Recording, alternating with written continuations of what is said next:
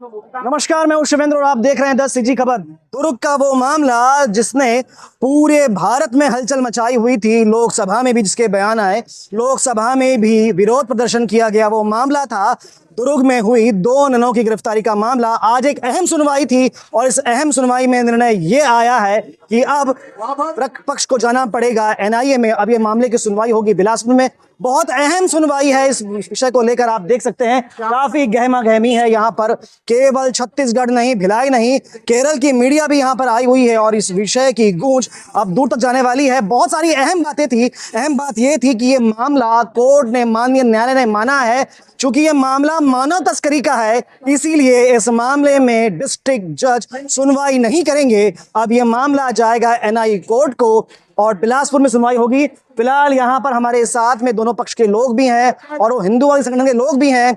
आइए उनकी प्रतिक्रिया लेते हैं। उसके पहले आपको सुनाते हैं कि प्रार्थी पक्ष के वकीलों ने क्या कहा इस पूरे प्रकरण को लेकर। आज बहुत ज्यादा राजनीतिक प्रेशर भी था, क्या हुआ आज? हमने आपत्ति लगाई और यह मामला मानव तस्करी का है, तो एनआईए कोर्ट को इसको सुनना है और इसमें इन्वेस्टिगेशन भी एनआईए की टीम करेगी। केंद्र सरकार से परमिशन लेना पड़ेगा पहले, सबसे पहले 15 दिन के अंदर, और उसके बाद ये केस को एनआईए को सुपुर्द कर दिया जाएगा और एनआईए कोर्ट इसको सुनेगी। हमारी आपत्ति को स्वीकार किया गया और इस मामले को पूरा एनआईए को शिफ्ट किया जाएगा और इन लोग की बेल आज रिजेक्ट हो गई, समझ लीजिए, और आगे ये एनआईए कोर्ट में अपनी आगे की प्रोसीडिंग करेंगे। बहुत सारे आरोप लगाए जा रहे थे। आरोप ये भी थे कि बजरंग दल के दबाव में पुलिस ने कार्रवाई की। इसके अलावा ऐसा कोई मानव तस्करी का मामला बनता ही नहीं है जो पुलिस ने बनाया है। इसके अलावा जबरन धर्मांतरण का आरोप लगाया जा रहा है। ऐसी बहुत सारी बातें थी। इन सब विषयों में माननीय न्यायालय का कहना क्या था? देखिए, कोई भी मामला जब न्यायालय में पहुंचता है तो न्याय के लिए पहुंचता है और आज न्याय हुआ है और माननीय न्यायालय का भी एकदम स्पष्ट है, भाई मानव तस्करी हुई है, उस एक्ट पे काम करिए।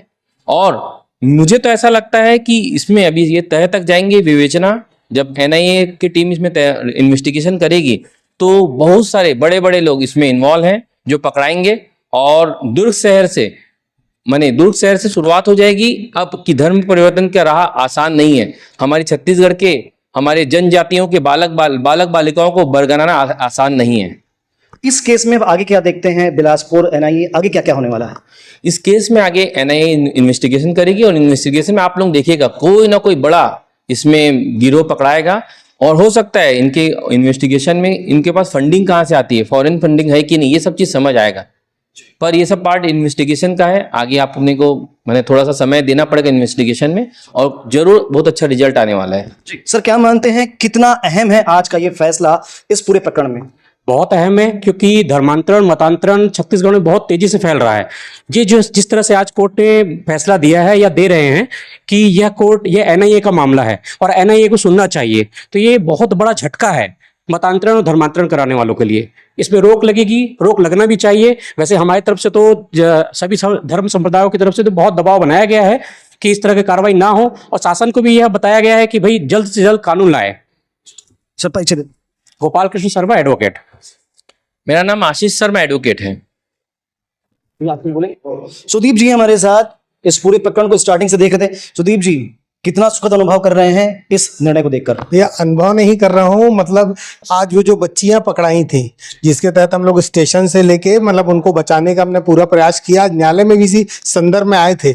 हम सब बड़े बड़े राजनेता संविधान की बात करते हैं, तो आज संविधान के तहत ही न्यायाधीश ने फैसला किया, मतलब सारे डॉक्यूमेंट देख के कि इसकी जांच एनआईए से होना चाहिए। वर्तमान में जैसे एक झिंगुर बाबा पकड़ाए हैं, लाखों की फंडिंग खुलासा हुआ है, हो सकता है यहाँ भी ऐसा हो। पर एक आश्चर्यजनक बात ये होती है, जो नन बताई जा रही हैं जो केरल से आई थी, केरल से आके बस्तर जैसे जंगलों में जाकर 3 लड़कियों को लाना, ये भी आश्चर्यजनक लगता है। कहीं ना कहीं बहुत छुपी हुई बातें हैं और अगर एनआईए जांच करती है तो पूरा खुलासा पूरे भारतवर्ष छत्तीसगढ़ में निकल कर आएगा। धर्मांतरण जो करा रहे हैं उनको बहुत अच्छा सबक मिलेगा कि ऐसी गलती समाज के लिए नहीं करनी चाहिए। ये आ जाइए। ज्योति शर्मा हमारे साथ में है, बजरंग दल से हैं जी। एक सुखद निर्णय आप लोगों के लिए, कैसा देखते हैं? भाई, मेरे मुस्कान से पता चल रहा होगा जो मानव तस्करी का जो नन लोगों के ऊपर में था और जो माहौल बना के जो कांग्रेसी और क्रिश्चियन छत्तीसगढ़ में रखे थे कि यहाँ पर हमारे पुलिस वाले लोग गलत कार्रवाई किए हैं उस चीज का निर्णय हमारे कानून, हमारे न्यायपालिका ने सुना दिया है। बहुत सुखद निर्णय रहा है। राजनीतिक दबाव बहुत ज्यादा बनाने का प्रयास किया जा रहा था। 5 सांसद केरल से आए थे, अभी भी कुछ सांसद यहाँ रुके हुए हैं। इसके अलावा भाजपा के सांसद आने वाले हैं। ये भी सुनने में आया था कि केरल से कुछ एडवोकेट्स भी आए हुए हैं। तो कैसे देखते हैं? इससे साबित होता है कि ये दोनों ननों को बचाने के लिए पूरा देश कांग्रेस और क्रिश्चियन लगे हुए हैं। तो इनके तार इंटरनेशनल हो सकते हैं। मैं केंद्र से और राज्य से, अपने गृह मंत्रियों दोनों से मैं कहना चाहूंगी आप लोगों से कि इनका बहुत अच्छे से नीचे तक तहकीकात किया जाए। इनका बैंक अकाउंट, इनका मोबाइल, इनका हर चीज पूरा, ये मैडम ये जो नन है कहाँ की रहने वाली है, ये भी जांच किया जाए। ऐसा नहीं लगता कि एनआईए के पास मामला क्या गहन जांच होगी और अब हमको निर्णय दिखने में बहुत समय लग जाएगा? हम उसके लिए तैयार हैं। निर्णय कितना भी लेट से आए लेकिन सही निर्णय आएगा, ये हमें पूर्ण उम्मीद है और हम चाहते हैं पूरा गहराई से वो दोनों ननों का जांच होना चाहिए। और मैं तो ये भी मांग करती हूँ, जो भी उनको बचाने के लिए आ रहा है तो कहीं ना कहीं वो नन लोगों से उनके तार जुड़े हुए हैं, उन पे भी निगरानी रखा जाए, उनका भी मोबाइल चेक किया जाए। तो जैसा कि आप देख रहे हैं, स्वाभाविक बात है, हिंदूवादी संगठनों में बहुत ज्यादा उत्साह इन सारे विषय को लेकर मुद्दों को खुद बहुत सारे सामने लाया है। आपसे डिटेल में बात करेंगे। हमारे साथ फिर से एक बार वरिष्ठ पत्रकार विजय लक्ष्मी दीदी है।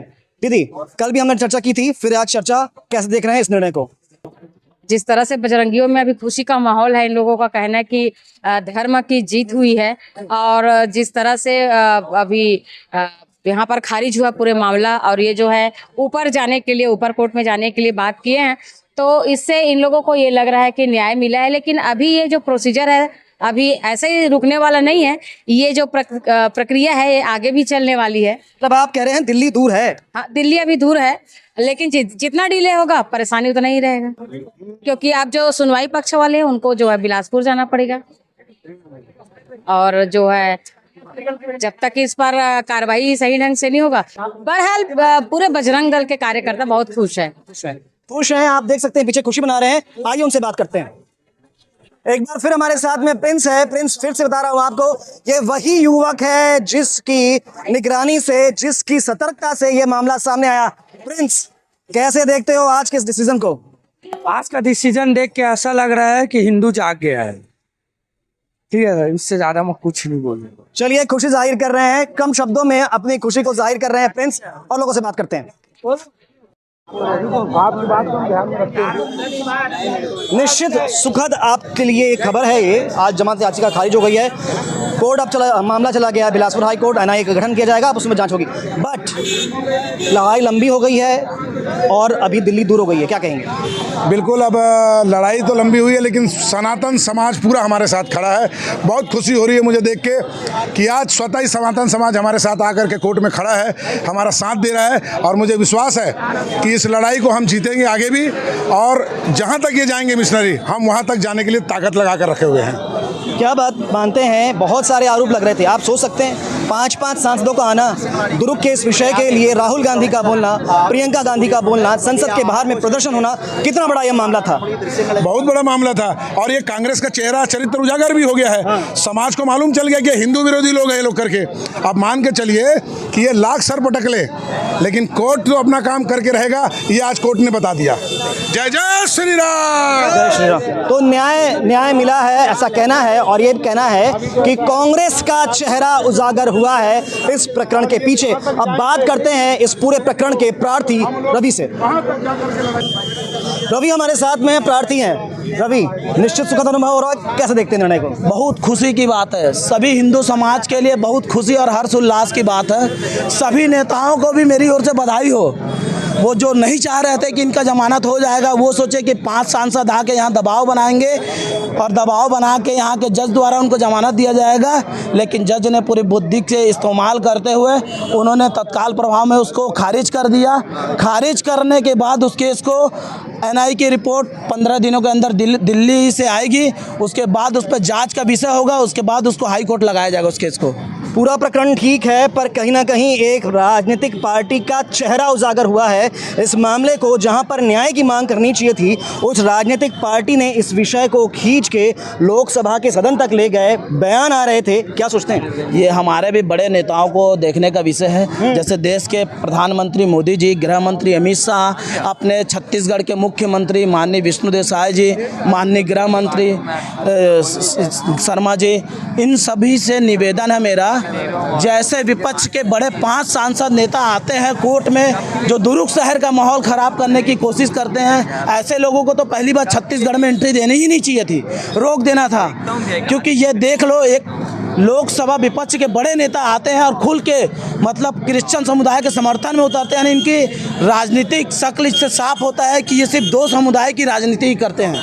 आप कह रहे हैं कि उनको एंट्री नहीं देना चाहिए था, पर मैं कहूँगा कि एंट्री दी, अच्छा हुआ, ताकि उनका चेहरा उजागर हुआ। हाँ, ये समाज को दिखना जरूरी था, लेकिन ये जब एयरपोर्ट में आए वहाँ रुकते ना तो भी समाज को दिखती, लेकिन यहाँ आने के बाद समझ आ गया कि जज किसी के दबाव में काम नहीं करते और न्याय पे करते हैं। न्यायालय बैठा हुआ है उसके लिए फैसला देने के लिए। बहुत सही बात, बधाई हो आप लोगों को, शुभकामनाएं। सभी को बधाई, छत्तीसगढ़ बजरंग दल के सभी कार्यकर्ताओं को बधाई, और छत्तीसगढ़ में जितने भी बजरंग दल के हमारे कार्यकर्ता अलग अलग जिलों से संपर्क है उन सभी को बधाई। जय जय श्री राम, जय जय श्री राम, देश का बल, देश का बल। तो काफ़ी खुश हैं। निश्चित सुखद आपके लिए एक खबर है ये, आज जमानत याचिका खारिज हो गई है, कोर्ट अब मामला चला गया बिलासपुर हाई कोर्ट, एनआईए का गठन किया जाएगा, अब उसमें जांच होगी। बट लड़ाई लंबी हो गई है और अभी दिल्ली दूर हो गई है, क्या कहेंगे?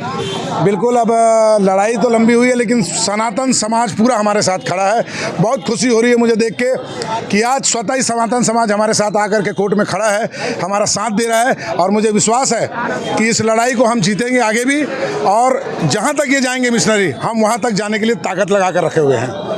क्या बात मानते हैं? बहुत सारे आरोप लग रहे थे, आप सोच सकते हैं 5-5 सांसदों का आना, दुरुक के इस विषय के लिए राहुल गांधी का बोलना, प्रियंका गांधी का बोलना, संसद के बाहर में प्रदर्शन होना, कितना बड़ा यह मामला था? बहुत बड़ा मामला था, और ये कांग्रेस का चेहरा चरित्र उजागर भी हो गया है। समाज को मालूम चल गया कि हिंदू विरोधी लोग हैं ये लोग करके।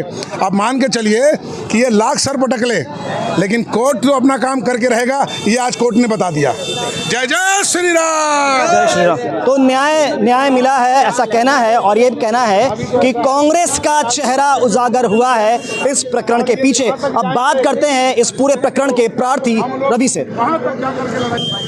रवि हमारे साथ में प्रार्थी हैं। रवि, निश्चित सुखद अनुभव हो रहा है, कैसे देखते हैं निर्णय को? बहुत खुशी की बात है, सभी हिंदू समाज के लिए बहुत खुशी और हर्ष उल्लास की बात है। सभी नेताओं को भी मेरी ओर से बधाई हो। वो जो नहीं चाह रहे थे कि इनका जमानत हो जाएगा, वो सोचे कि 5 सांसद आके यहाँ दबाव बनाएंगे और दबाव बना के यहाँ के जज द्वारा उनको जमानत दिया जाएगा, लेकिन जज ने पूरी बुद्धि से इस्तेमाल करते हुए उन्होंने तत्काल प्रभाव में उसको खारिज कर दिया।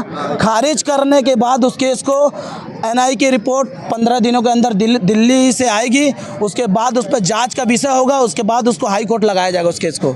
पूरा प्रकरण ठीक है, पर कहीं ना कहीं एक राजनीतिक पार्टी का चेहरा उजागर हुआ है। इस मामले को जहां पर न्याय की मांग करनी चाहिए थी, उस राजनीतिक पार्टी ने इस विषय को खींच के लोकसभा के सदन तक ले गए, बयान आ रहे थे। क्या सोचते हैं? ये हमारे भी बड़े नेताओं को देखने का विषय है। जैसे देश के प्रधानमंत्री मोदी जी, गृह मंत्री अमित शाह, अपने छत्तीसगढ़ के मुख्यमंत्री माननीय विष्णुदेव साय जी, माननीय गृह मंत्री शर्मा जी, इन सभी से निवेदन है मेरा, जैसे विपक्ष के बड़े 5 सांसद नेता आते हैं कोर्ट में जो दुरुक शहर का माहौल खराब करने की कोशिश करते हैं, ऐसे लोगों को तो पहली बार छत्तीसगढ़ में एंट्री देनी ही नहीं चाहिए थी, रोक देना था।